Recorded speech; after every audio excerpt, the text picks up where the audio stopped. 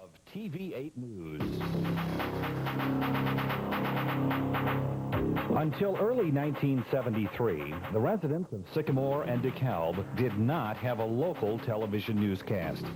In fact, they didn't have much more than a test pattern with an occasional time and temperature dial to watch. But that changed on February 21st, 1973, thanks to the efforts of a few students in the journalism department and the loving guidance of Professor Robert Lecanto. Working out of a makeshift black and white studio in NIU's Altgeld Hall, they produced the area's first TV newscast. The planning period's over, and tonight's the first broadcast of TV-8 News, a non-commercial nightly TV news program. TV-8 News is presented by NIU journalism students for the residents of DeKalb, Sycamore, and the university. The idea for the news program began with NIU assistant journalism professor Robert Lecanto. Last year, Lecanto, along with NIU journalism majors Jan Zarnick and Mark Lamb, and Student Association Senator Jeff Todd, sent the Student Association a proposal for a news program presented by NIU journalism students. Zarnick says the essay turned down the proposal because it didn't have the $70,000 needed for the program. A revised proposal was presented to NIU's College of Liberal Arts and Sciences. They agreed to partially fund the experimental news show. Less money was requested in the second proposal because it suggested using facilities already on campus rather than buying new equipment. Zarnick tells why TV-8's important to NIU's broadcast journalism majors. Without a program like this, students in broadcast journalism only learn theory. It would be as if the chemistry department graduated chemistry majors who had only read books and never performed any laboratory experiments. If our program is successful, broadcast journalism students will be producing a nightly television newscast. I think that's probably the most important rationale for the program. TV-8's assignment editor, Madeline Brabeck, says although TV-8 News originates from studios on NIU's campus, this doesn't mean the news is student-oriented. Brabeck says the emphasis will be on public service, presenting both community and university news without skimping on either. This is Donna Tiskus for TV-8 News.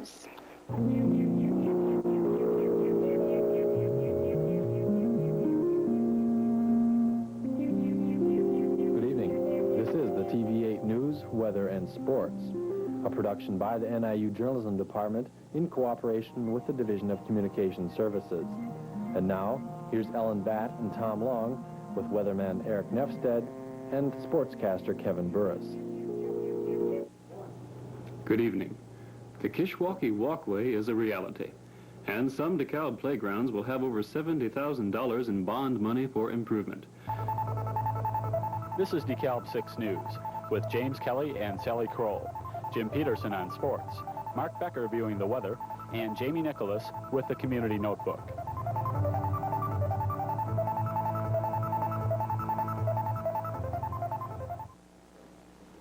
Good evening.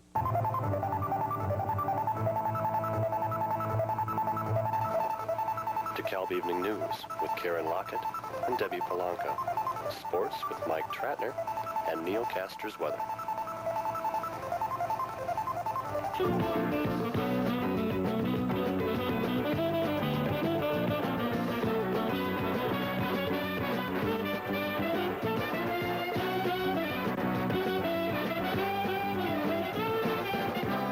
This is the DeKalb Evening News, serving the DeKalb and Sycamore area, with news anchor John Dumontel, Bev Brennan on sports, and Valerie Collins with the weather.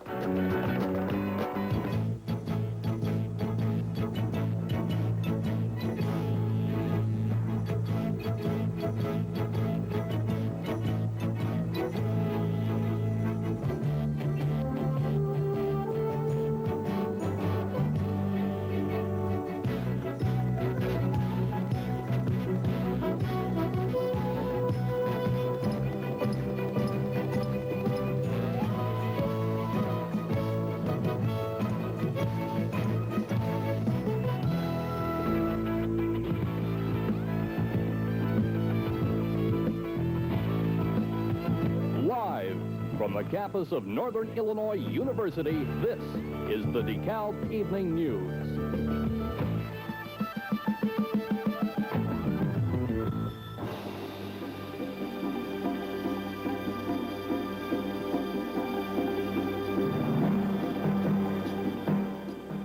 Live from the Northern Television Center, this is TV-8 News.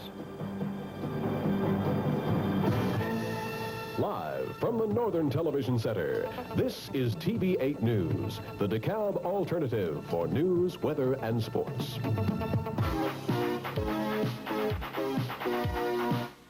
Live from the Northern Television Center, you're watching the latest news, sports, and weather for Sycamore and DeKalb, plus some not-so-recent news broadcasts. During our 15-year history, we've broadcast on Channel 8, and we've broadcast on Channel 6, and we've even been on Channel 10. And on each channel, we've attempted to show you the most important events from the area. So stay with us this evening as we present a special 15th anniversary edition of TV 6, 8, 10 News. Good evening and welcome to TV-8's special 15th anniversary show. I'm Eric Ruderman. And I'm Melanie Faber. Thank you for joining us this evening. As we mentioned in our open, TV-8 has come to you over the years from 3 different channels, Channel 6, Channel 8, and Channel 10. But what our open didn't mention was that over the past 15 years, we've also had our newsroom in 7 different locations in DeKalb. It wasn't until the summer of 1978 that TV-8 finally settled down here at the Northern Television Center, where we broadcast from live every Monday through Friday night at 10. Throughout our extended newscast tonight, besides taking a look at the day's events in the community and around the world, we'll also be taking a look back at TV-8 News and how it has changed over the years. And the 15th anniversary special will continue throughout this week as well. Starting tomorrow night, immediately following our newscast, we'll feature a rebroadcast from the TV-8 News video archives. We hope you'll stay tuned to see these TV-8 fossils. But now, on with our newscast. Locally, a special service area tax could soon go into effect in the 1st Ward that would affect nearly 5,000 DeKalb residents. The tax was created to pay for the repairing of the streets in the North Creek Row area of DeKalb. Russell, Greenbrier, Black Hawk, Normal, and Ridge streets would need to be redone in the very near future for the number 3 Husky bus to continue service in that area. If the bus service were discontinued, it would cause a major inconvenience for many riders of the number 3 bus, one rider told TV-8 News. The tax cost each resident in the 1st Ward around $2.40 per month. The payments would be added on to the owner's city property tax. The tax can be thrown out if 51% of the owners and 51% of the residents sign a petition and turn it into the city 60 days from today. The tax would cover half of the $1.3 million project. If the petition is successful and other sources of money aren't found, the buses would stop running in that area, possibly as early as this fall. The special service area tax would go into effect sometime in 1989. TV-8 will have a full report on tonight's meeting in tomorrow's newscast. DeKalb residents think downtown could be fixed up to bring in more shoppers. TV-8 surveyed some DeKalb residents about the Downtown DeKalb Council's $100,000 proposal to fix up the area. 2 of the people surveyed think the downtown area looks dreary and could be improved.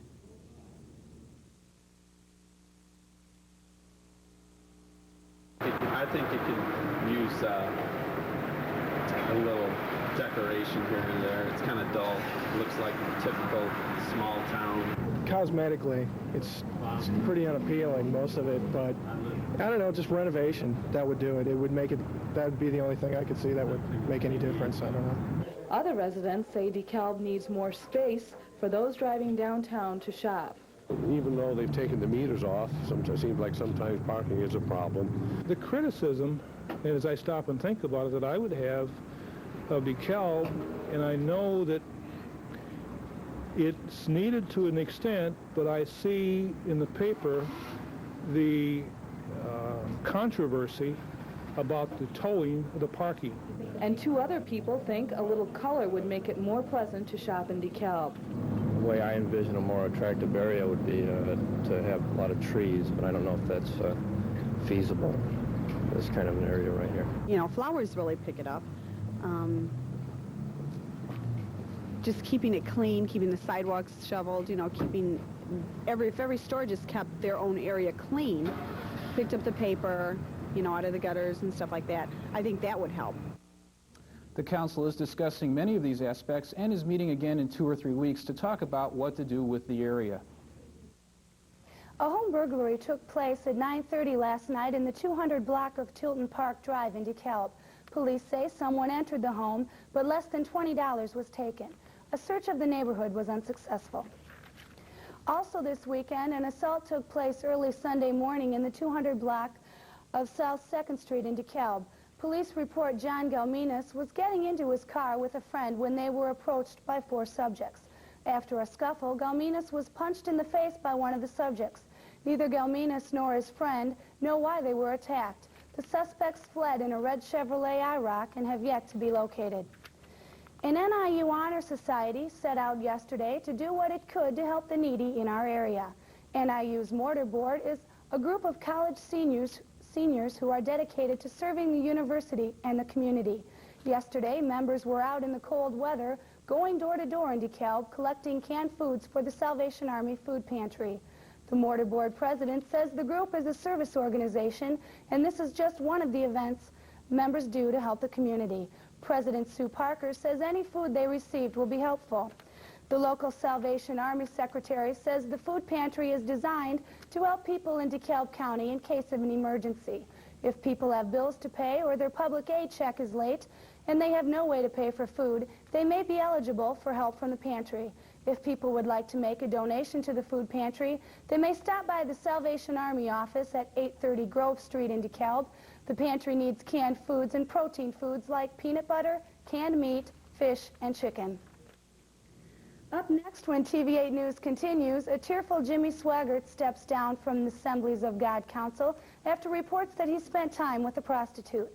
But first, let's take a look back to a 1977 version of TV-8 News and a fad that was taking the campus by storm.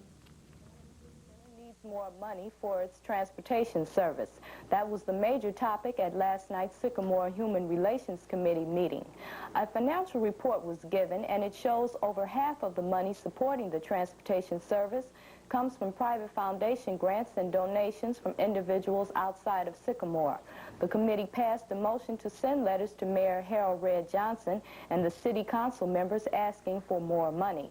If the transportation service doesn't get more money from the city, it'll ask the service be stopped in 1978.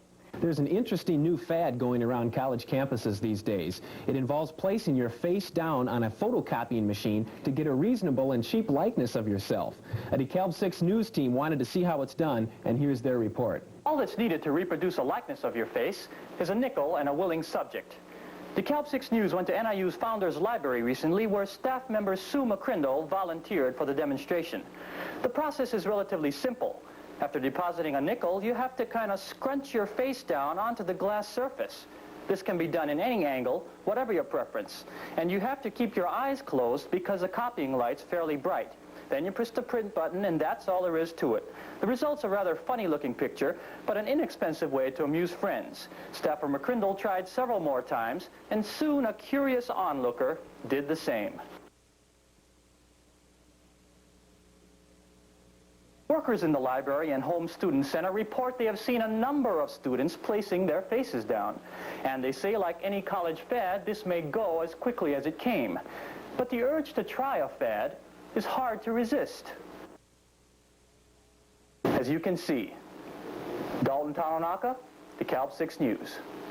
Hi, I'm Paul Lauderman, newsroom editor for Election 78. November 7 is the date that you'll want to keep up. Cut. I'm sorry. Hi, I'm Bob Kartheiser, and I hope you'll join me for News View, an inside look. Each night this week, I'll be talking with the candidates running for mayor of DeKalb. The programs can be seen immediately following DeKalb 6 News, which is at 6 o'clock in the evening. That's News View, an inside look, right here on Channel 6.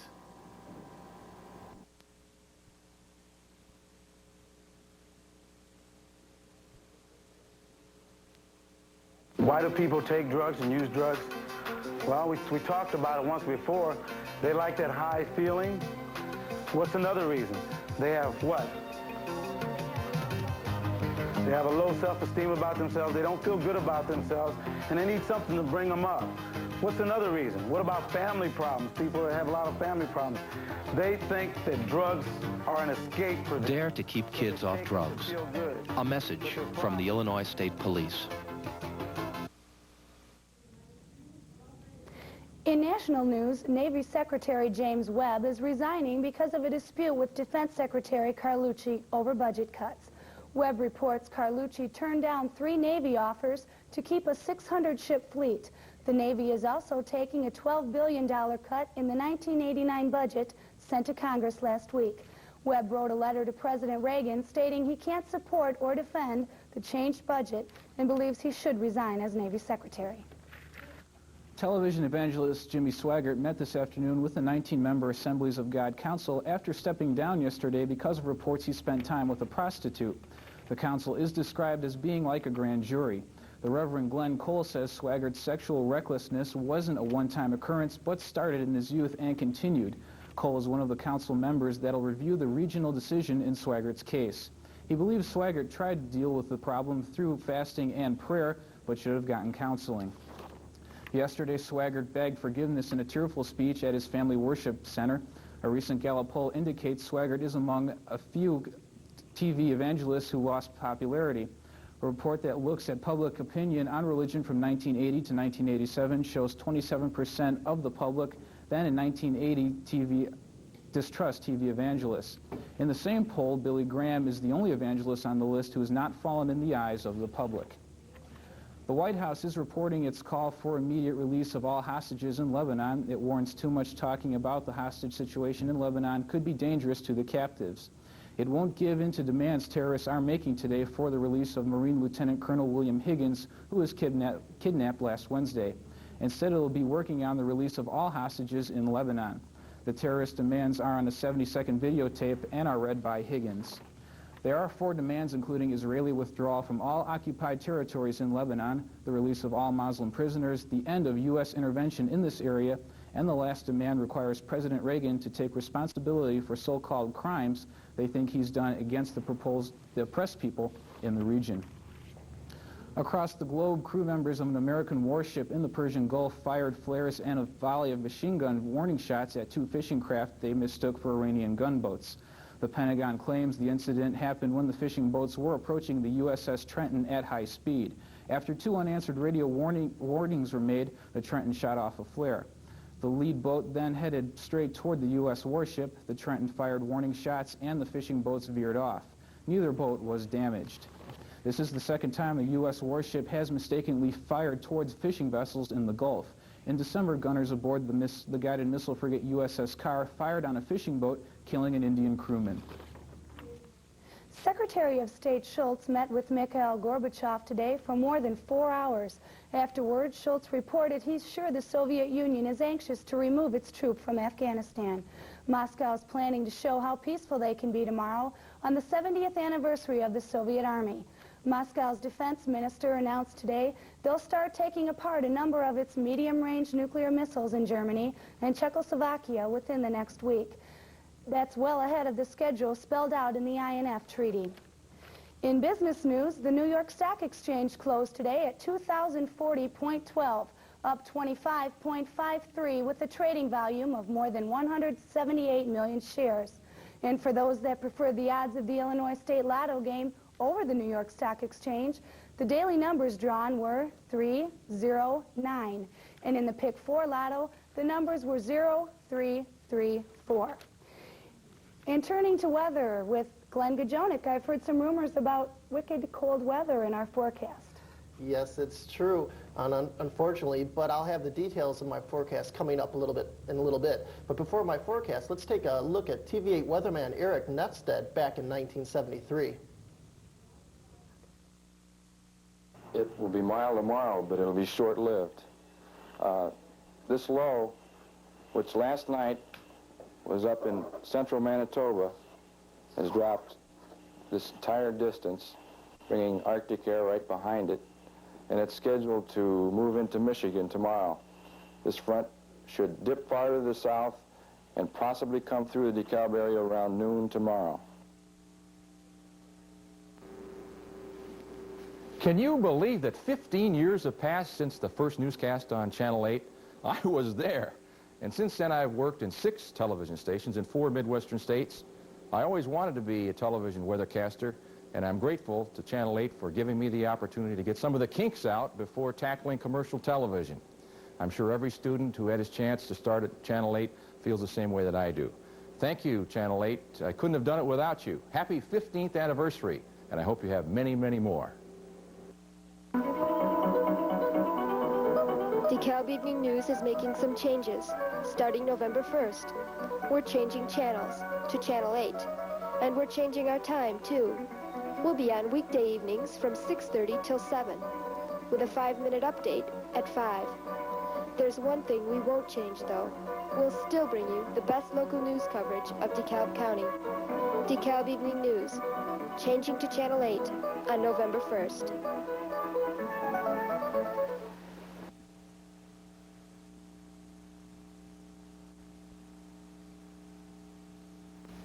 When friends don't stop friends from drinking and driving.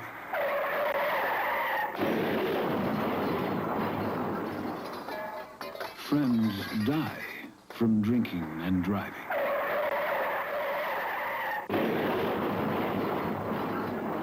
Friends die from drinking and driving can kill a friendship. Well, welcome back to DeKalb Sycamore. Today was a great day, wasn't it? It's nice for a change of pace. It's still pretty nice out. Our temperature is 35 degrees. Our humidity is pretty high. It's 77%. Across the region at Chicago at O'Hare, it's 38. Lakefront is 40. Rockford, 35. And Peoria is 37 degrees, all with cloudy skies. Across DeKalb and Sycamore today, we had a high of 46. That's real nice. The low of 30. Our normals are 34 and 17. As you can see, we're much above that. And a record high of 61 degrees back in 1922. That would have been even nicer, but we'll have to take what we get. Well, today it started out really nice. We had some partly cloudy skies, some light winds, and we're already in the low 40s early this morning, which was really great considering it was, mid-February? And, well, this cold front, though, it did come through. It kind of ruined it for us. It came through, brought us some clouds and some gusty winds, and there's a secondary cold front coming through to give us some even cooler temperatures. Today, the jet stream was situated like this. It's far enough to our north, which allowed some southwesterly winds to come in, which gave us those mild temperatures, and it held off those cooler temperatures up to the north. During the day tomorrow, though, the jet stream will cut to our south. That'll allow that colder air up to the north up in Canada to filter its way in. So it will cool us off quite a bit, a good 20 degrees cooler, so make sure you bring a jacket during the day tomorrow. On Tuesday, we'll still be under partly cloudy skies. Here we'll be. And that cold front, it'll skirt its way off to the northeast, taking with it the clouds and the light snow. There might be a chance of a little bit of light snow during the day today. We'll be under some partly cloudy skies early during the day. It might give way to some clearing later on. We'll have to see about that. It depends on how this high pressure here builds.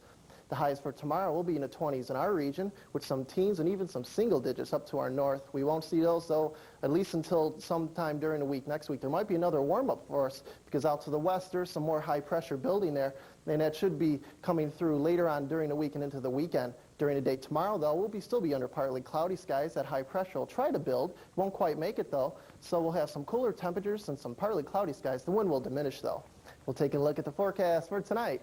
Will be cloudy. Temperatures will be falling. Winds out of the northwest at 20 with a low of 18 degrees. And tomorrow, sunrise at 6:42. Have some scattered clouds. And it'll be much colder with winds out of the northwest at 20 with a high of only 24. That's a good change for us. And tomorrow night, sunset is at 5:39. It'll be very cold. The winds will be diminishing with a low of 0, maybe 5 below. So bring a jacket for sure. And tomorrow and on Wednesday, still some clouds. It'll still be cold with a high of only 22 degrees. So, Melanie, it was a short-lived warm-up. It sure was. It was real nice, though. It's nice for a change of pace to get rid of some of that snow. Spring's trying to come. It is. It's trying. It's trying. Slowly but surely. Okay. Thanks a lot, sure. Glenn. More than 20 people have applied to fill the empty seat on the Illinois Supreme Court bench. We'll have the details when we return.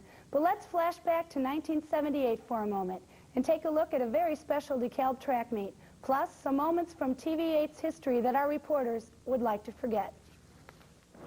The track meet was special not because of the wintry cold weather, but because all of the athletes were blind. Over 200 athletes from 12 schools for the blind took part in the track meet. Among events held were the triple jump, long jump, shot put, and long distance runs. I talked to Coach Jim Reiner of the Ohio School for the Blind important the meet is this to these kids? Well, it's NCs, and it's the biggest meet of the year. You know, there's 12 schools here, schools from all over the Midwest. And the kids really take it seriously. You know, they want to go out there and win, and the competition has been really good, really very good. A couple of these kids, you know, in a normal high school would have placed easily.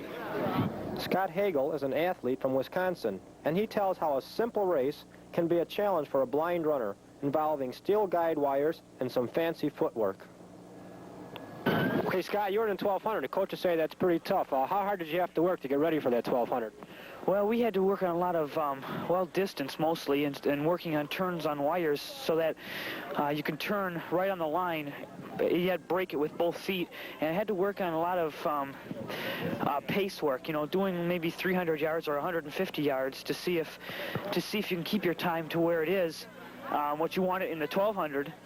And then you do that in a practice, and it's mostly turns, so that's the main, I think that's the main part of that 1200 is turns, because that's there's 19 turns in that race, and that's a lot of turns. A scoring system was kept for the meet, and team totals were added up. NIU coordinator Bob Benchik ran the track meet and talked about the winners and the losers. You mentioned it's a scoring system for the winners. Who are the losers here?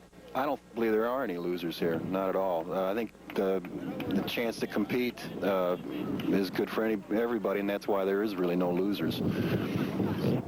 For DeKalb Evening News, I'm Rich Kloss. Silverman says the male... Okay. Silverman says the Christmas crunch is going smoothly so far, and he expects the male flow. 3, 2, 1. Silverman says the Christmas crunch has gone smoothly so far, and he expects the male peak to come around December 15th to 17th. 1. Now girls between the ages of 16 and 22 are eligible to be in the DeKalb County Beef Queen. Take 3. 5, 4, 3, 2, 1. Now girls between the ages of 16 and 22 who've had some beef background are eligible to enter the DeKalb County Beef Queen contest. The DeKalb County Livestock Feeders Association says girls who've lived on a farm that it feeds or breeds cattle or who've had several years experience in showing beef will be required to give a 3 to 5 minute speech on beef promotion. Take 4. 5, 4, 3, 2, 1. Now girls between the ages of 16 and 22 who've had some beef background are eligible to enter the DeKalb County Beef Queen contest. And partly because of the props he's using, Japanese submarines, fighter planes, and an amusement park that eventually blows up. Do it again. Zeneckis became interested in film when he was a student at NIU. He then transferred to the University of Southern California. Okay, take 3. 5, 4, 3, 2, 1. Zeneckis calls the film a war comedy. It's a zany look at what might have happened on the West Coast when the Japanese invaded Pearl Harbor. For DeKalb Evening News, I'm Claudia Brandon. Do we have enough to... Okay, take 4. One of the closely contested local races in DeKalb County this evening has been the county board election in district number 7, a race between Mr. Tom Janis and Mr. Harold Smith. Mr. Janis, what is the, how is the, let's cut that, start again.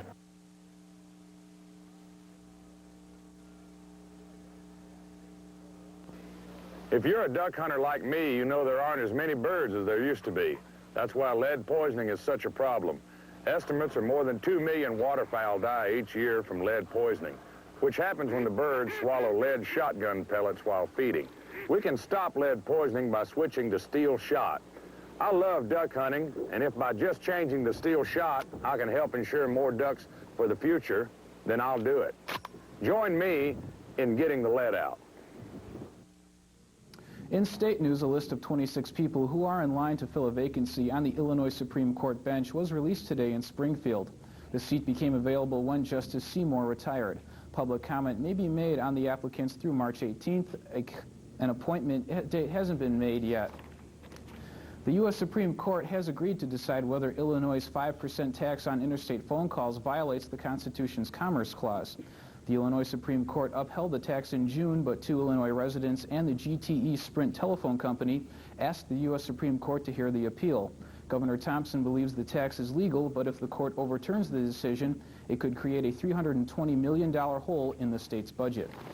Thompson feels the action and emphasizes the state's need to get its fiscal house in order and to boost the Illinois income tax. The governor made the comments while attending the National Governors Association meeting in Washington. The Illinois League of Women Voters is joining other organizations in pushing for an increase in state income taxes.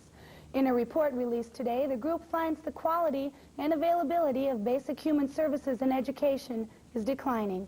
The report states education is underfunded, infant mortality programs are inadequate, and mental health services are insufficient. Also, welfare benefits have been cut in half by inflation. The Illinois vice president of the league says raising taxes is the fairest way for the state to get money for these programs. Governor Thompson's 1989 fiscal budget is scheduled to be proposed to legislators this Thursday. And although he says he favors a tax increase, he's not expected to ask for one. A gay civil rights group is criticizing the Illinois Public Health Department for revealing test results of premarital AIDS testing according to states.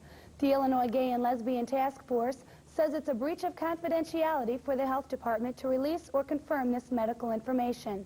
It was reported in Kane County Saturday that a woman who applied for her marriage license is suspected of having the AIDS virus. The Gay Task Force feels every woman in Kane County who applied for a marriage license is now suspected of having the virus. John Herbert will join us in a moment with details on the Huskies' disappointing 18th loss in hoops down south in Carbondale this weekend. But before we turn the show over to sports, we have a clip from one of our TV-10 newscasts, and all of our fashion-conscious viewers will love the 3-inch lapels on our anchor sport coat, not to mention the size of his shirt collar. Take a look. Eileen Mendoza and I have details on these and other stories next on TV-10 News.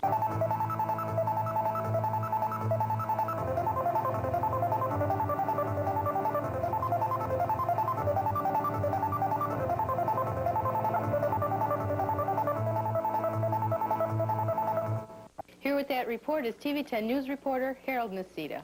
The DeKalb City Council last night tried to iron out details of an annexation agreement with the A.O. Smith Company. Not all terms of the annexation ordinance could be agreed upon by the council, but they will attempt to work out their differences and make a final vote on a proposal Monday night. DeKalb's public library has a new addition.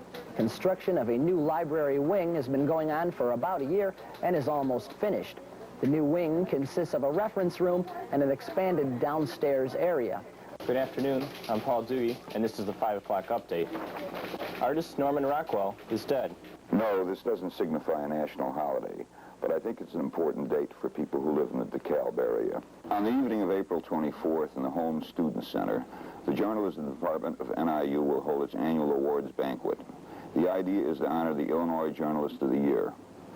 This year, the award will be given to Carl Monroe, editor and publisher of the Collinsville Herald and president of the Illinois Press Association.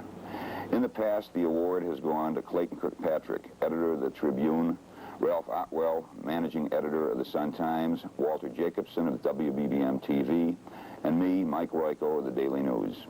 As a newspaperman, I know that competent, thorough reporting is vital to any community. That's why I urge you to attend this year's banquet to hear a professional journalist speak his mind on current local and state affairs. Recent robberies in the dormitory areas have some pizza merchants taking extra precautions.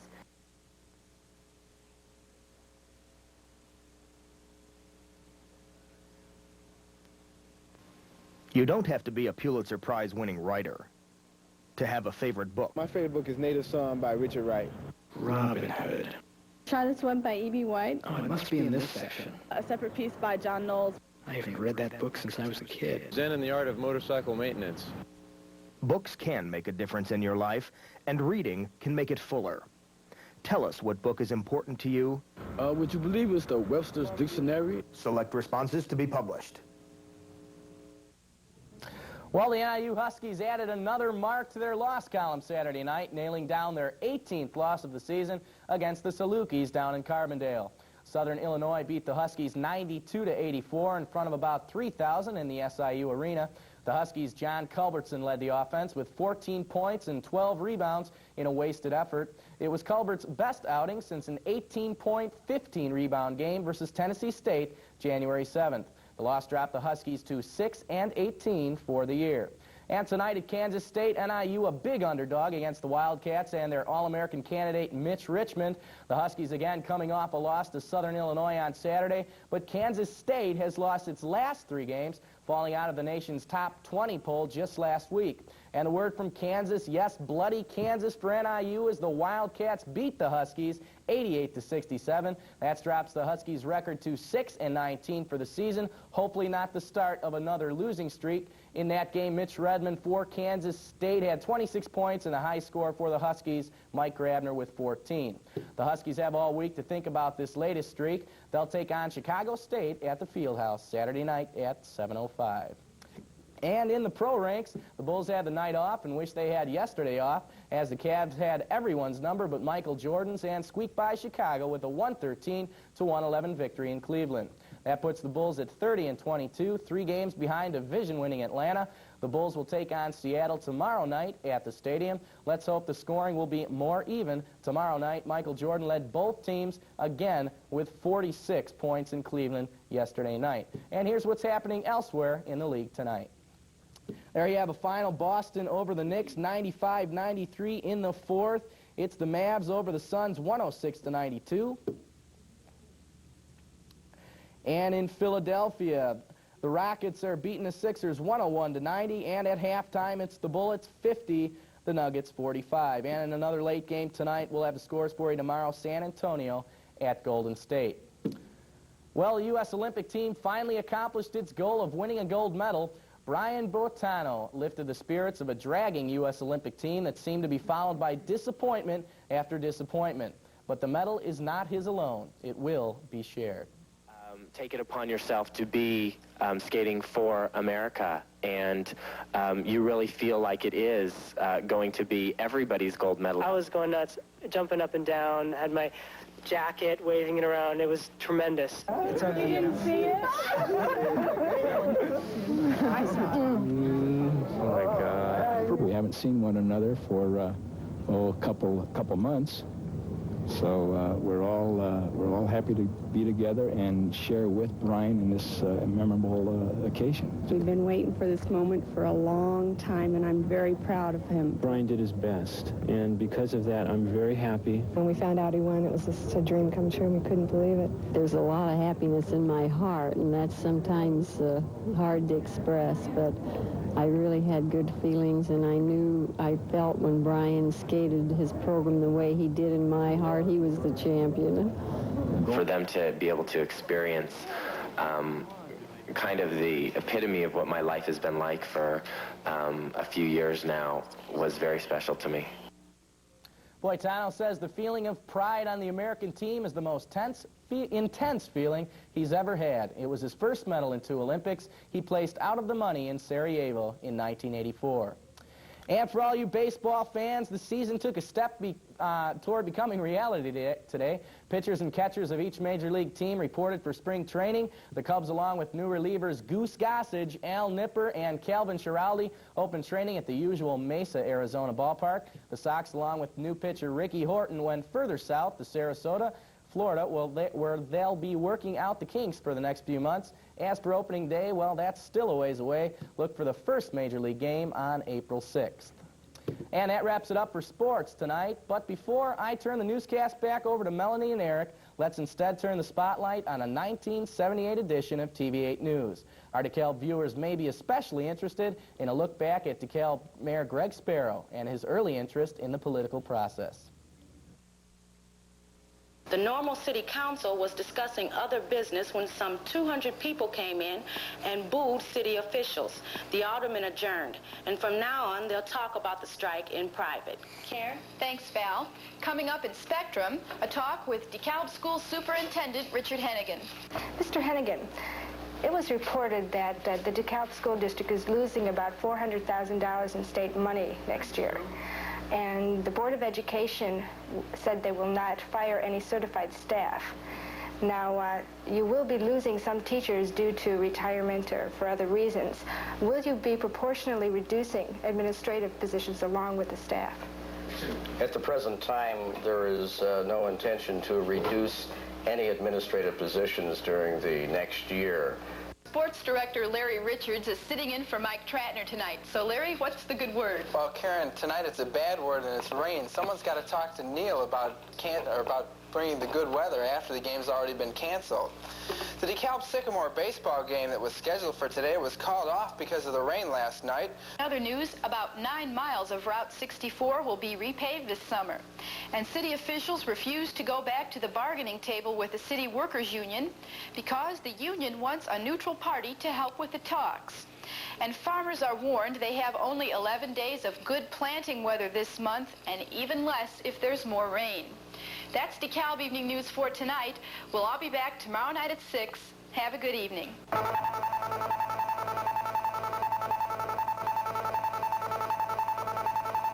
Okay, Greg, there wasn't really much of a race in the 7th Ward. Was there a tough time getting yourself motivated for this?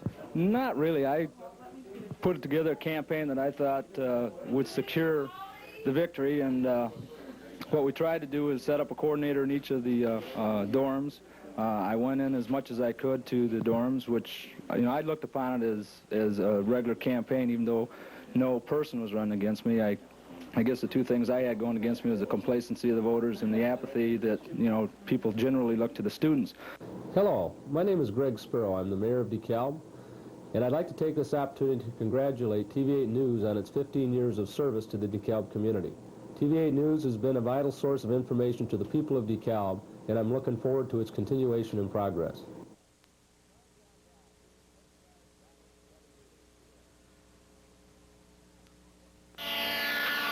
Vince, get up. Safety belt test at 9. Hurry. Not another windshield taste test. Count me out. What? The old pro backing down from a motorhome? Nothing like that. I'm just tired of trying to convince people to wear safety belts. No one's listening.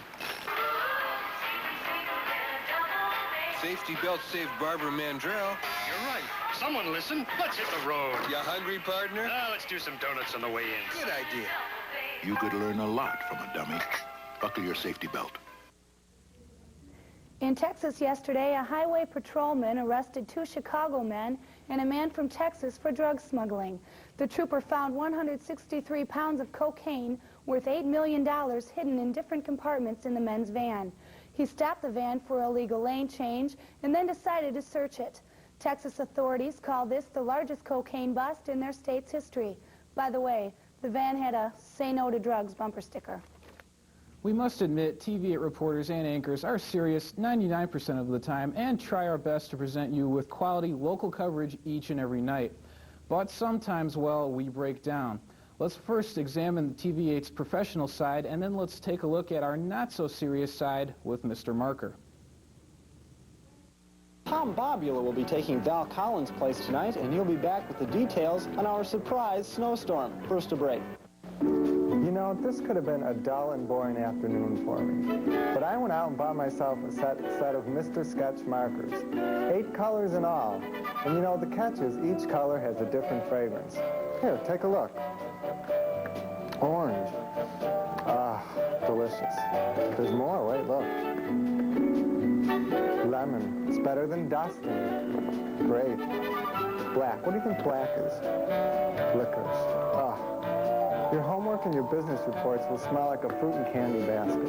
Impress your boss, business associates, professor, anyone. But the thing is, keep them away from the kids. The liable will lick the tip. Mr. Sketch, I love you. DeKalb police will be cracking down on people who obstruct city plows by parking along city snow routes when they are in effect. Illegal parkers will be ticketed and towed at their own expense, and DeKalb Police Lieutenant Charles Bayerlotzer says there will be no exceptions. We will not be allowed, or we will not allow vehicles a pass, so to speak, because there's a mechanical problem with the vehicle. Michelle Kamisic, TV-8 News. Bob Eller will have the sports right after this announcement.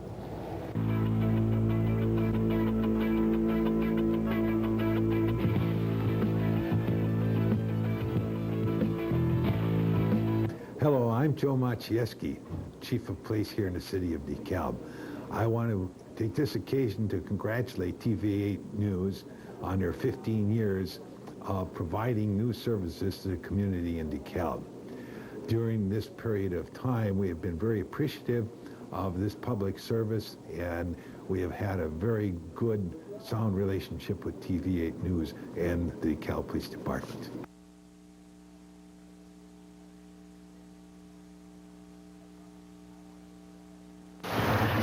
Hey, Vern, I wouldn't be doing that in your condition.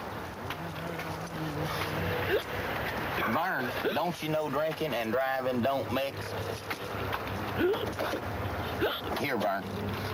Let me drive you home, Vern. This ain't even your car.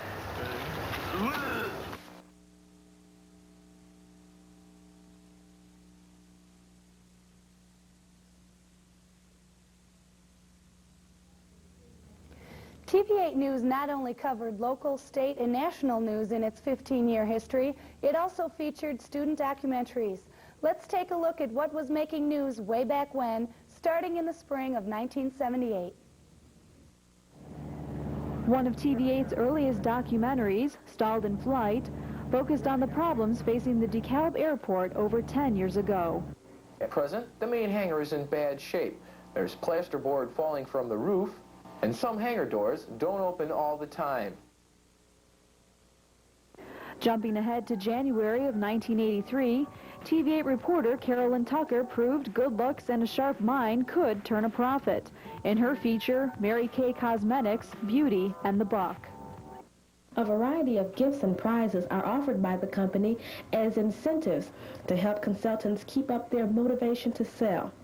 There are over 200 prizes ranging from ribbons to jewelry to Cadillacs and mink coats. In the spring of the same year, Carl Weiss focused on the woes of the literally poor college student in his 5-part series entitled The Financial Aid Blues.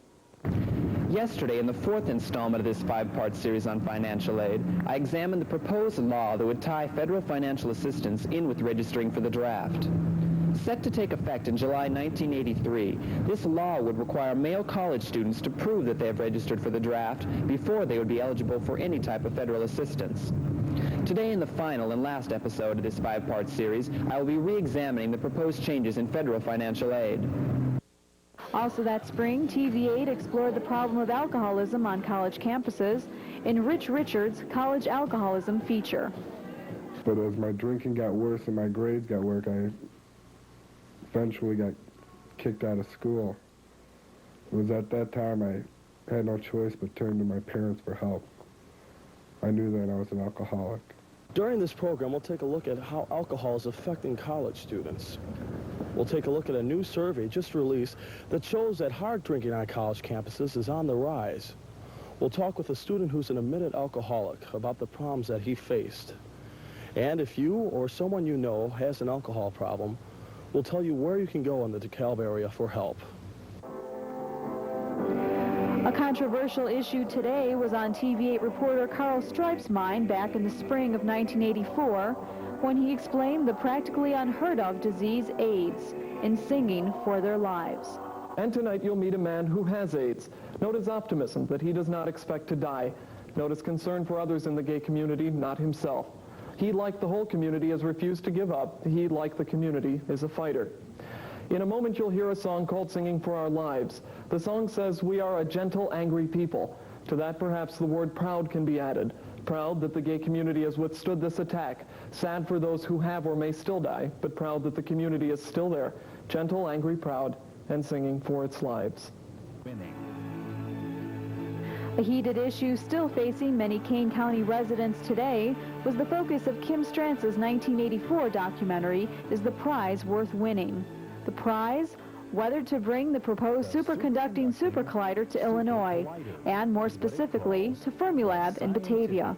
Army National Accelerator Laboratory here in Batavia is trying to get governmental approval to build a super ring, like some of the others already located here. And finally, wrapping up our trip down documentary lane, TV-8's Jamie Vasick focused on an issue still making headlines today. drinking and driving in the documentary Under the Influence. A few years ago, there was a number that reached an all-time high as far as drunk driving deaths, but now that statistic is on the decline. Could this be a result of the programs, or could this be a result of individual efforts on the parts of drivers? It's really hard to say. Believe it or not, marijuana growers have rights too. The U.S. Supreme Court is deciding if police and helicopters will need a search warrant when looking for pot patches in backyards. The state of Florida is reviewing a state Supreme Court ruling which states the police must secure a warrant before making aerial searches. But what if the police happen to stumble upon a patch of illegal marijuana as they fly overhead? The court as yet has offered no comment.